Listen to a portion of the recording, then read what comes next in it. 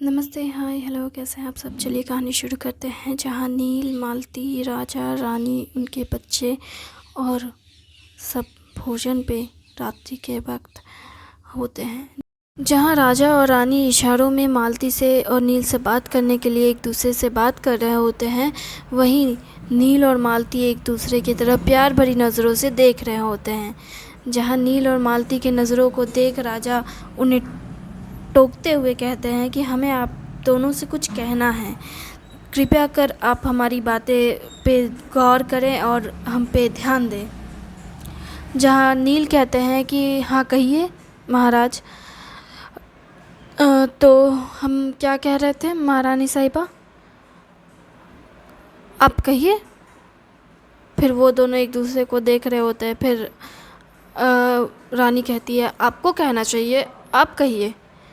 तो राजा कहते हैं हाँ हाँ हम कहते हैं कार्तिक के महीने शुरू होने वाला है, तो आप दोनों की विवाह के बारे में हम सोच रहे थे कि इसी महीने आने वाले कार्तिक के महीने में आप दोनों की विवाह मतलब विवाह करवा देना चाहिए हमें। आपको कोई आपत्ति तो नहीं? हमें कोई आपत्ति नहीं, आप हमारा विवाह करवा सकते हैं, नील ये बात कहते हैं। जहाँ मालती के तरफ राजा देखते हैं और मालती बहुत खामोशी से शर्माए हुए नज़रों के साथ कहती हैं हमें कोई आपत्ति नहीं। फिर राजा कहते हैं तो तय रहा, कार्तिक महीने में आपके विवाह होंगे और फ़िलहाल हम कल राज पंडितों को बुलाएंगे, उनसे आपकी कुंडलियाँ दिखाएंगे और उनसे बातचीत की जाएगी कौन से कार्तिक महीने के कौन से लग्न में आपकी विवाह संपन्न किया जाए। फ़िलहाल आप सभी भोजन कर लें और शुभ रात्रि, हमारा तो भोजन हो गया। ये कहकर राजा भोजन के थाल से उठ हाथ धोने के लिए चले जाते हैं और विश्राम करने के लिए। जहाँ नील और मालती एक दूसरे को देख रहे होते हैं और एक दूसरे की तरफ देख मुस्कुरा रहे होते हैं।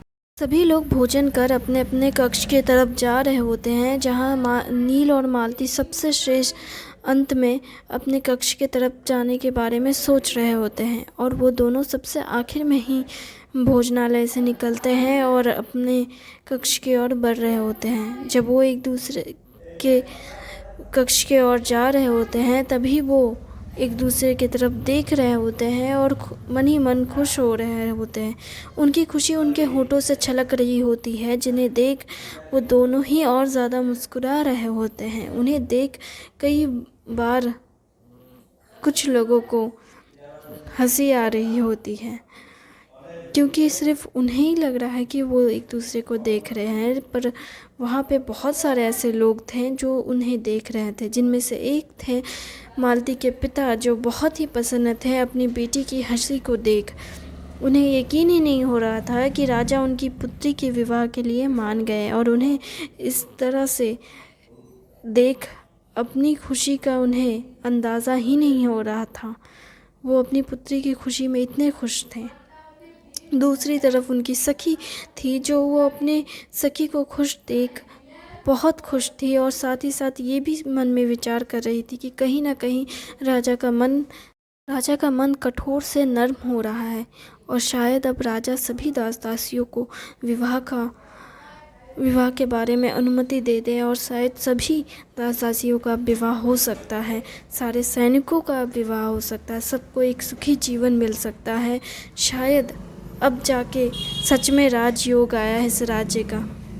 विचार सिर्फ मालती की सखी के मन में नहीं बल्कि और बहुतों के मन में ये विचार आए हुए थे। तभी इधर मालती और नील एक दूसरे का हाथ थामने के प्रयास में थे। जहाँ नील मालती का हाथ थाम ही लेते हैं आखिर में और कहते हैं शुभ रात्रि, हम कल फिर मिलेंगे और हम मिलते रहेंगे। आप ज़्यादा मत सोचिए और जाके विश्राम कीजिए। मालती ये कहकर अपने कक्ष में चली जाती है और नील उन्हें बस जाते हुए देख रहे होते हैं। राजा सभी राजपंडितों को आमंत्रण भेजते हैं। करीबन राज्य में 10 राजपंडित थे। उनमें से सर्वश्रेष्ठ राजपंडित 5 थे। उन 5 को वो आमंत्रण भेजते हैं। उन 5 में से पांचों ही वहाँ उपस्थित होते हैं।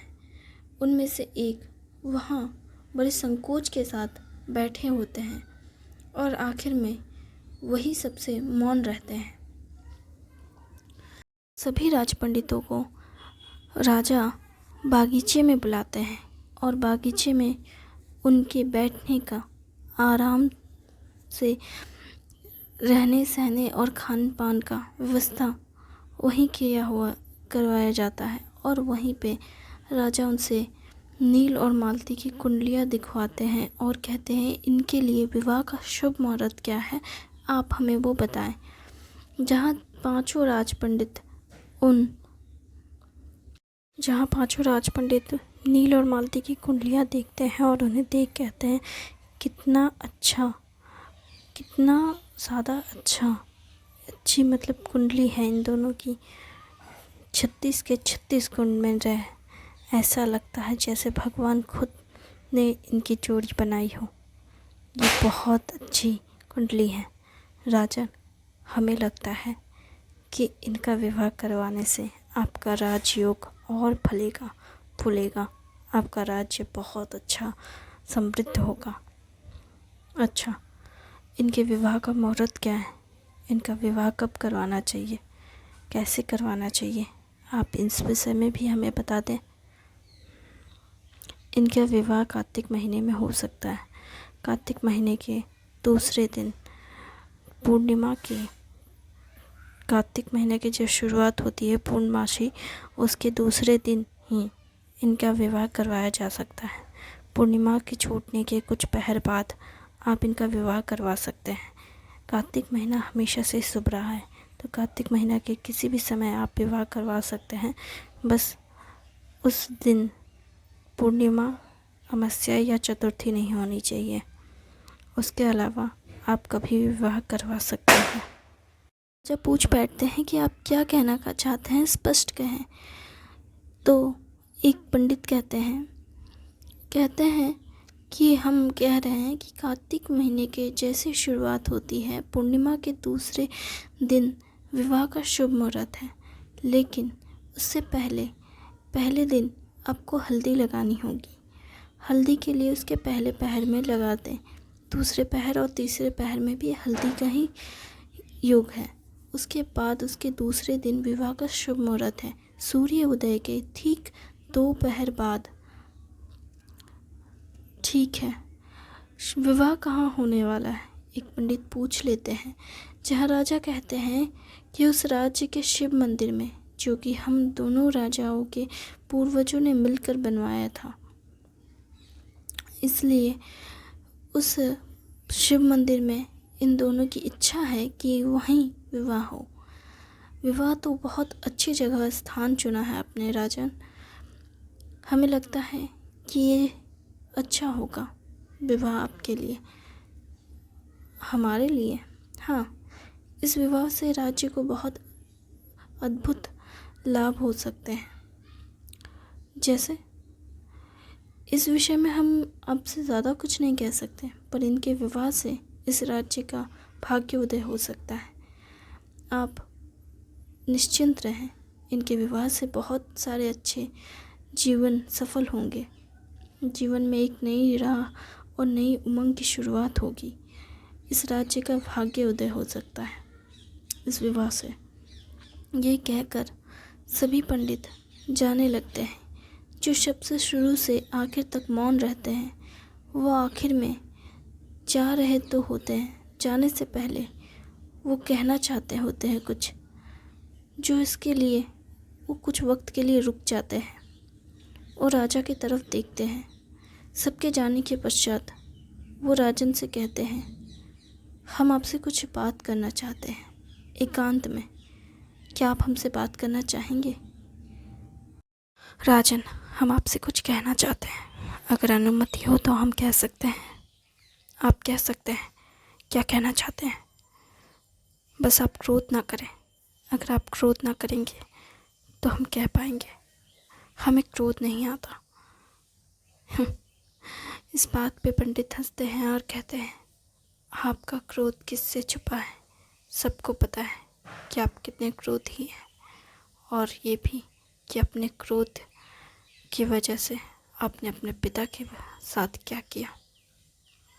आप यहाँ मुझसे कुछ कहना चाहते थे ना राज्य के विषय में। हमने तो ये कहा भी नहीं कि हम राज्य के विषय में कहना चाहते हैं। हाँ, राज्य के विषय में तो है, लेकिन सबसे ज़्यादा आपके विषय में है। आपको हमारी कब से इतनी चिंता हो गई? हमें आपकी चिंता हमेशा से थी, और इस राज्य की भी। हम आपके पिता के समय से हैं, राज्य में आपके पिता के समय से हैं, और इस राज्य में कोई ऐसा व्यक्ति नहीं जिसे आपके पिता के बारे में कुछ ना पता हो। यहाँ सबको पता है कि आपने अपने पिता के साथ क्या किया। अच्छी बात है, उन्हें पता है। तो आप सीधे विषय में आएंगे, या फिर हम यहाँ से चले जाएं, या फिर आपको हमारे पिता के पास जाना है? हमें आपके पिता के पास जाने को मिले तो ये मेरा सौभाग्य होगा, दुर्भाग्य नहीं। हम आपके पिता के साथ रहने में कोई हमें हिचकिचाहट नहीं, लेकिन हाँ, हम चाहेंगे कि उससे पहले हम आपको कुछ कह दें जो ज़रूरी है इस राज्य के बारे में और आपके बारे में। कब से आप यही कह रहे हैं और तब से आप बातें घुमा रहे हैं।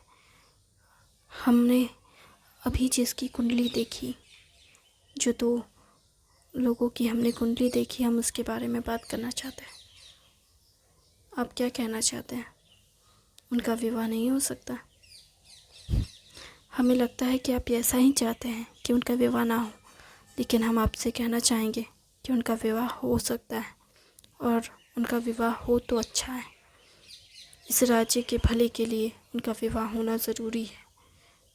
लेकिन अगर किसी पर पुरुष की वजह से उनके विवाह में परेशानियां हुई, या उनके विवाह के पश्चात किसी पर पुरुष की वजह से या किसी पर व्यक्ति की वजह से उनके शादीशुदा जीवन में कोई कठिनाइयाँ आई, तो यकीन दिलाते हैं इस राज्य की बर्बादी का कारण भी वही बनेंगे।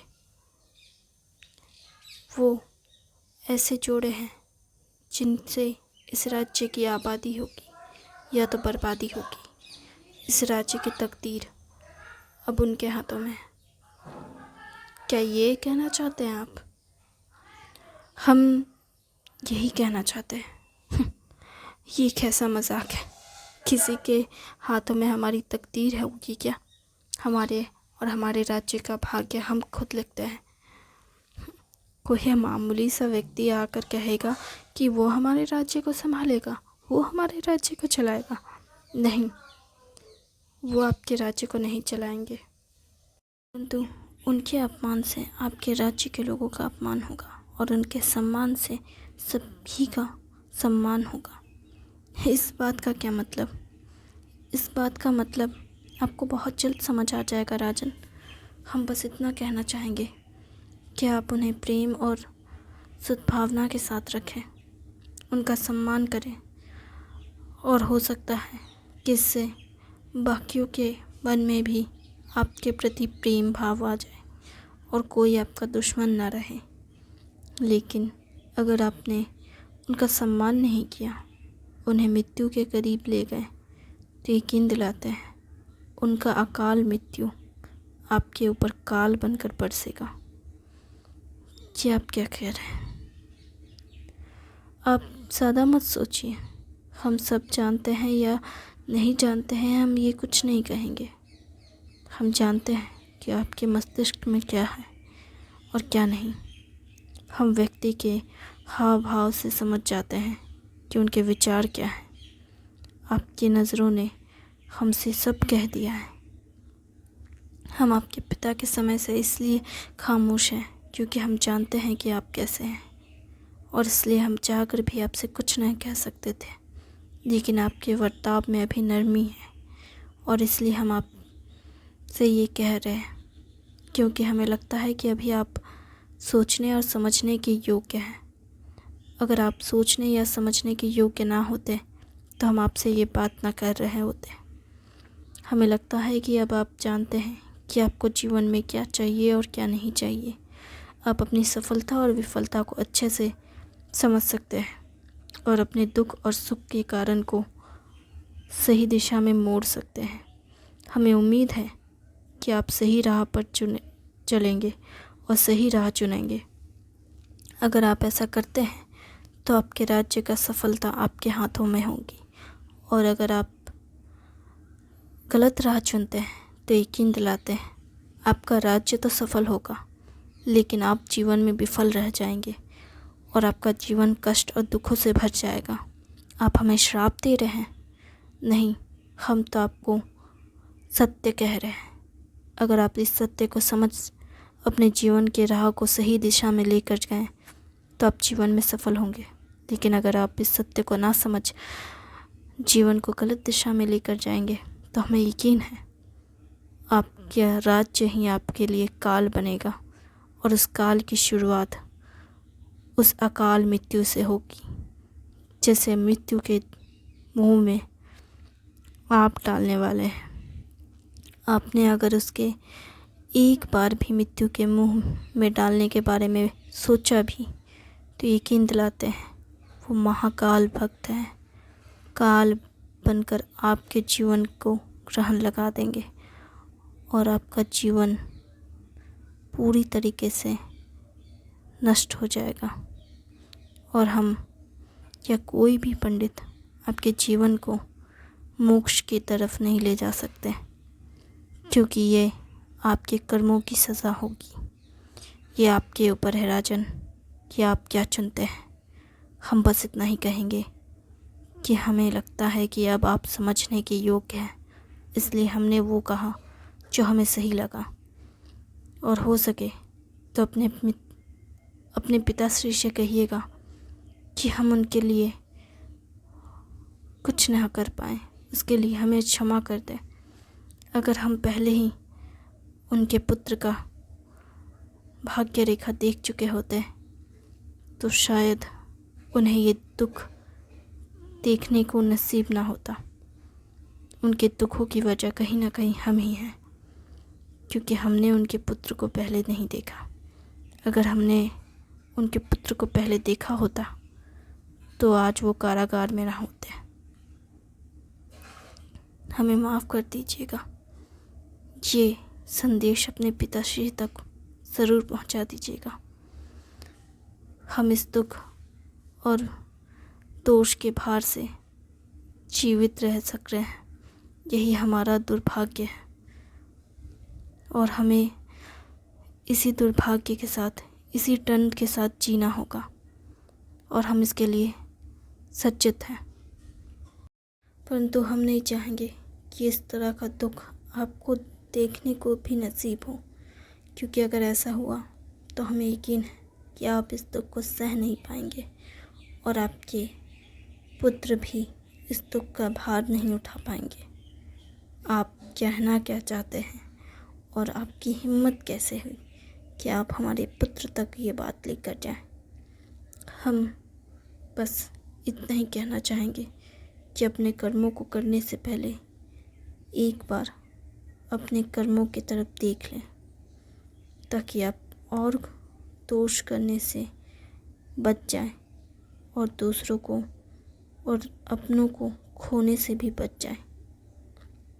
वरना आप बहुत से लोगों के जीवन के दुखों का कारण बनेंगे, और बहुत सारे लोग आपको श्राप से भर देंगे। आपका जीवन ही एक श्रापित जीवन होगा। यह आपके ऊपर है कि आप कैसा जीवन जीते हैं। हम जो कह सकते थे हमने कह दिया, अब हम चलते हैं। हमें आज्ञा दें। रुक जाइए, आप ऐसे कैसे जा सकते हैं?